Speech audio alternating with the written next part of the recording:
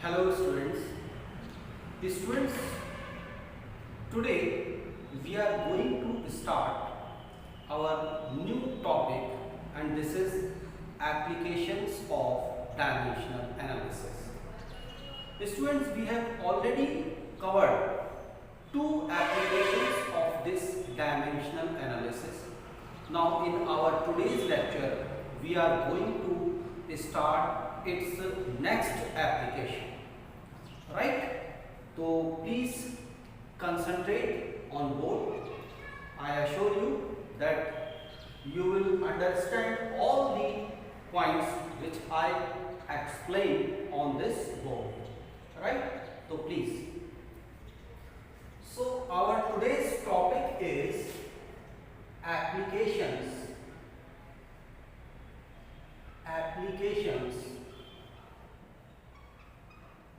of dimensional analysis.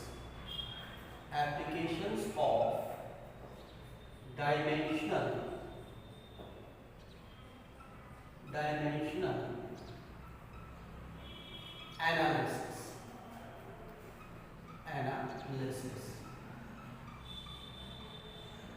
Alright? So this is our main heading.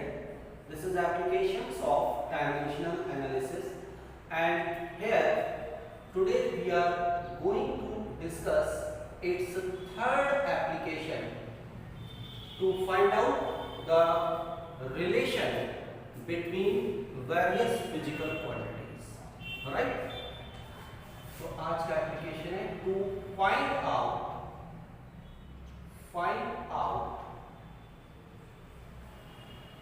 the relation between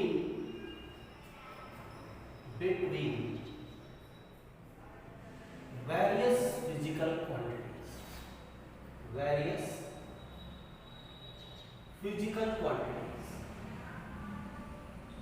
physical quantities. Right? Quantities. So this is our application on how we find out the relation between various physical quantities. So for this student, let us consider one example, and this example is, for example, मैं यहाँ पर इसको ले लेता हूँ, ये है, let us consider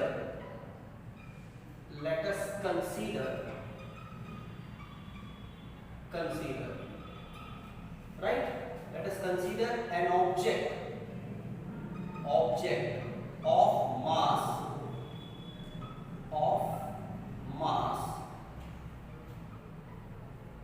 small m, right? एक ऑब्जेक्ट है, उसका मास है small m, right? Mass small m is moving around a circular path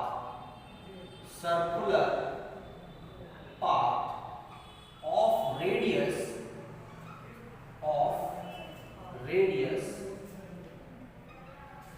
right, a small r, with velocity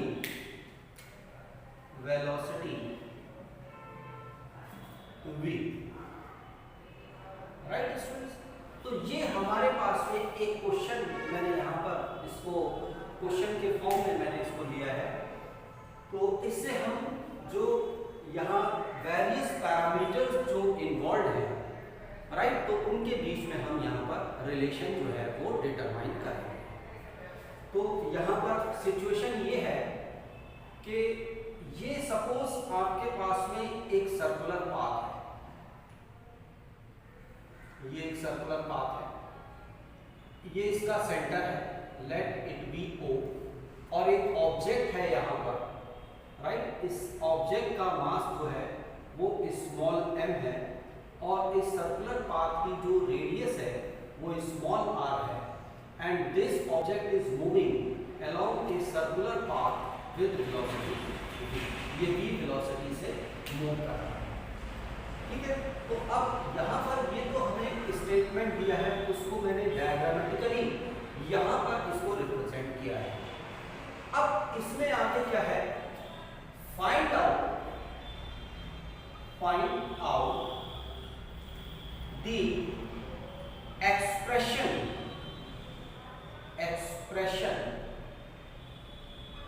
for the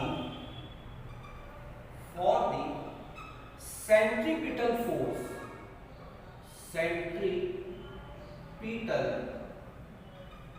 force right on the object। तो यहां पर जो आपके पास में ऑब्जेक्ट है, उस ऑब्जेक्ट पर आपका कितना सेंटीमीटर फोर्स लग रहा है, उस फोर्स को स्टूडेंट्स हमें क्या करना है, डिटरमाइन करना है। तो यहाँ पर बहुत ही सिंपल सा ये आपके पास में क्वेश्चन है और इसको आप इजी वे में जो है वो स्टूडेंट्स आप कर सकते हैं कि हमें यहाँ पर क्या डिटरमाइन करना है कि जो ये आपके पास में स्मॉल एम मास का जो ऑब्जेक्ट है उस पर कितना सेंटीमीटर फोर्स लगेगा, उसकी वैल्यू हमें डिटरमाइन करनी है। तो ये स्टेटमेंट है। अब स्टूडेंट्स देखिए इसका सॉल्यूशन हम किस तरीके से करते हैं, तो मैं यहाँ पर इसका लिखता हूँ सॉल्यूशन, राइट। कैसे हम यहाँ पर इसका एक्सप्रेशन निकालेंगे, सेंटीमीटर फोर्स का जो रिलेशन निकालेंगे वो हम यहाँ पर इसको स्टडी करेंगे। तो स्टूडेंट्स यहाँ पर हम स्टार्ट करते हैं। सबसे पहले जो पॉइंट्स इंफॉर्मेशन है, मतलब जो इंफॉर्मेशन दे रखी है वो हम यहाँ पर अंडरलाइन कर लेते हैं। क्या है, हमें सबसे पहले सेंटीमीटर फोर्स, यानी इसको मैंने एज्यूम कर लिया F, इसका एक्सप्रेशन मुझे निकालना है। किसके टर्म्स में निकालना है, तो जो पैरामीटर्स दे रखे हैं, मास स्मॉल m, यानी उसमें m का इन्वॉल्वमेंट है, right. Is moving around a circular path of radius small r, इसमें रेडियस का इन्वॉल्वमेंट है। और यहाँ पर वेलोसिटी दे रखी है, इट मींस वेलोसिटी का भी इन्वॉल्वमेंट है। तो जो सेंटीमीटर फोर्स है आपका, वो सेंटीमीटर फोर्स आपका उस ऑब्जेक्ट के मास, उसकी वेलोसिटी और जो सर्कुलर पाथ की जो रेडियस है उस पर डिपेंड करता है। तो हमने सबसे पहले उन पैरामीटर्स को यहाँ पर अंडरलाइन कर लिया जिस पर आपका given physical quantity mean centimetre force और जो है आपका वो उस ऑब्जेक्ट के पैरामीटर्स पर डिपेंड कर रहा है। तो अब हम स्टूडेंट्स यहाँ पर क्या करते हैं, let the centimetre force, centimetre force, हमने इसको नाम दे दिया capital F, right. Let the centimetre force capital F depends, right, depend करता है on small a power of m, यानी m की जो है वो स्मॉल a पावर पर डिपेंड करता है, comma small b power of, हमें सेकंड पैरामीटर क्या दे रखा है, r of small r means radius of the circular path, and यहां पर small c power of velocity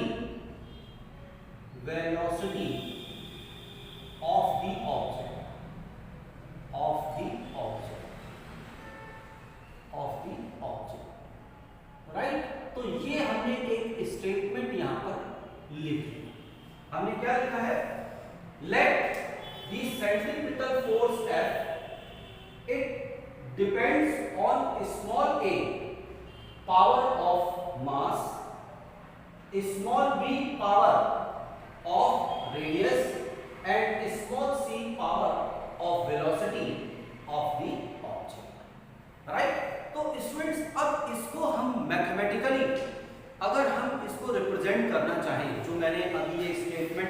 लिखा है, ये स्टेटमेंट जो लिखा है इसको अगर मैं मैथमेटिकली रिप्रेजेंट करना चाहूँ तो किस तरीके से लिख सकते हैं?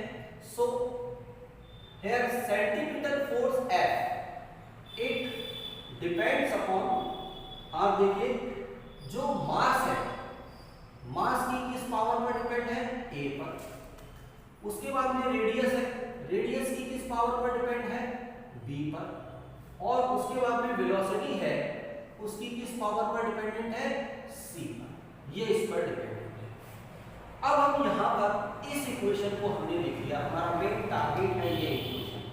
तो अब हम क्या करते हैं, इसको स्टूडेंट्स हम इस तरीके से लिख सकते हैं, F is equal to m raise to the power a r। F is equal to, मैं इसको लिख सकता हूं, जब प्रोपोर्शनलिटी का साइन हम हटाते हैं स्टूडेंट्स तो हम क्या है, एक कांस्टेंट प्लेस कर देते हैं, लेट इट बी k।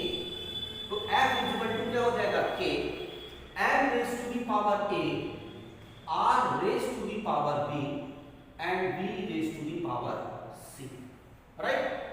यहां पर where k is a proportionality constant,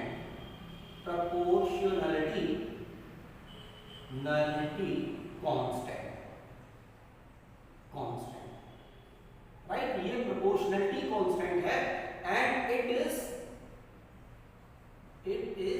dimensionless, इसकी कोई भी आपके पास में डायमेंशंस नहीं होती, इट इज डायमेंशनलेस। अब इतना करने के बाद स्टूडेंट्स हम क्या करते हैं, इस पर्टिकुलर इक्वेशन में write down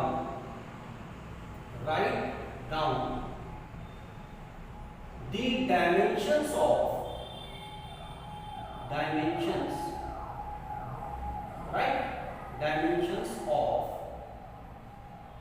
all the terms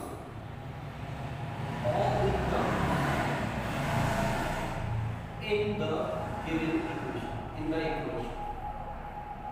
ये जो आपके पास में इक्वेशन दे रखी है, ये हमने निकाली है, इसमें जो जितने टर्म्स हैं उनकी हम डायमेंशंस को स्टूडेंट्स हम लिखते हैं। तो देखिए फोर्स है F, तो इसकी डायमेंशंस क्या हो जाएंगी? m l t raise to the power -2, right. ये हो गया, is equal to k, already मैंने आपसे डिस्कस किया है, it is a dimensionless quantity, तो मींस इसका कोई डायमेंशनल फॉर्मूला नहीं होगा, तो इसको हम छोड़ देंगे। फिर उसके बाद में मास की जो डायमेंशंस है वो क्या होती है? Capital M, right. इसकी पावर कितनी है? a। और r रेडियस है, तो इसकी जो पावर मतलब डायमेंशंस हैं वो l है, और इसकी पावर क्या है? b। और वेलोसिटी मींस ये आपके पास में वेलोसिटी का डायमेंशनल फॉर्मूला क्या होता है? lt raise to the power -1, और इसकी पावर स्टूडेंट्स कितनी है? c।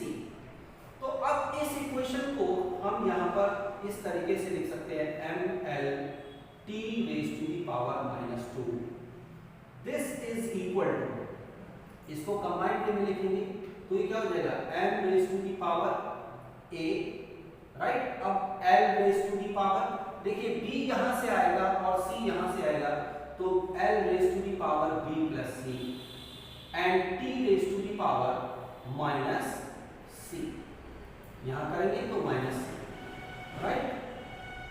अब यहां पर इस इक्वेशन को डिटरमाइन करने के बाद में देखिए ये इक्वेशन इस इक्वेशन के बराबर है, ये कब पॉसिबल होगा? ये आपका पॉसिबल है जब इसके अंदर जो आपका मास, लेंथ, टाइम की जो डायमेंशंस हैं वो आपके पास में दोनों साइड की सेम होगी। मींस यहाँ पर a की जगह क्या होना चाहिए? 1, b प्लस c की जगह क्या होना चाहिए? 1, क्योंकि यहाँ l की पावर 1 है, और यहाँ माइनस c की वैल्यू क्या होनी चाहिए? -2 के बराबर होनी चाहिए, तभी ये इक्वेशंस जो होगी वो आपके पास में सेम होगी। तो यहाँ पर हम क्या लिखते हैं? Comparing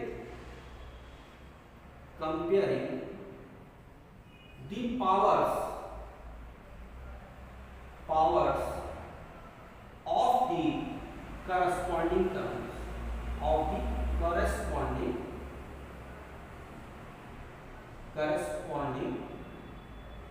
terms. तो करस्पॉन्डिंग टर्म्स की पावर को हमने कंपेयर कर लिया स्टूडेंट्स। तो कंपेयर करने पर स्टूडेंट्स हमारे पास में क्या है, ये हमें क्या इंफॉर्मेशन प्रोवाइड करता है, this gives a is equal to 1। देखिए m की पावर a है यहाँ और यहाँ m की पावर 1 है, तो ये और ये इसके बराबर कब होगा, जब a इज इक्वल टू 1 के बराबर हो। दूसरा आपके पास में b plus c is equal to क्या होगा आपके पास में, this should be equal to 1, क्योंकि यहाँ पर l की पावर b प्लस c है, यहाँ l की पावर 1 है, तो b प्लस c 1 के बराबर होना चाहिए। एंड यहाँ पर जो माइनस c है, this should be equal to -2, ये इसके बराबर होना चाहिए। तो अब स्टूडेंट्स अगर मैं इसको सॉल्व करूंगा, सो फ्रॉम दीज यहां पर a इज इक्वल टू कितना हो गया 1, राइट, और b इज इक्वल टू कितना हो जाएगा, b is equal to -1, right, और c इज इक्वल टू कितना हो गया यहां पर, c is equal to 2। Means मैंने c की वैल्यू यहां रख दी तो मुझे b की वैल्यू मिल गई, तो a मालूम है, b पता हो गया और c मुझे यहां पर मालूम हो गया। तो स्टूडेंट यहां पर हमने क्या किया कि इस पर्टिकुलर मतलब जो इक्वेशंस मिली हैं, इन इक्वेशंस को सॉल्व करके हमने स्मॉल a, स्मॉल b और स्मॉल c की जो है वो वैल्यूज को हमने डिटरमाइन कर लिया है। अब वैल्यूज को डिटरमाइन करने के बाद हमारे पास में हमारा क्वेश्चन का हमें आंसर मिल जाता है और हम बहुत ही इजी वे में इसको अब हम कर सकते हैं, तो वो आप यहाँ समझ सकते हैं।